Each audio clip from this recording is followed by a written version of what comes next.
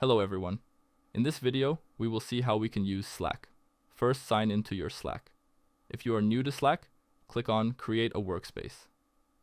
Now give a name for your workspace. Now click on Next. Set up your profile and proceed. Add people to your workspace by writing their emails. Now click on Next. Write a name for your project and proceed. Now as you can see, you are in your workspace and you see your projects. You can navigate between projects through the side panel. You can even directly message your team members. Messaging is simple and same as you do on regular basis. Now go to your projects page. Here you can see you have simple messaging tools.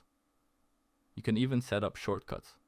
An interesting feature Slack provides is Canvas, which can be used to add tasks or important notes, which you and your team needs in regards to the project. You can add it simply by clicking on Canvas in the top right corner. Using / search Canvas and make one for your current project and click on Insert.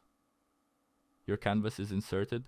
Now using / you can add checkbox or any other option to format your notes and tasks which are needed to be done or considered when doing the project. And that's it. If you found the video useful, consider subscribing. Thanks for watching, and I hope to see you again soon.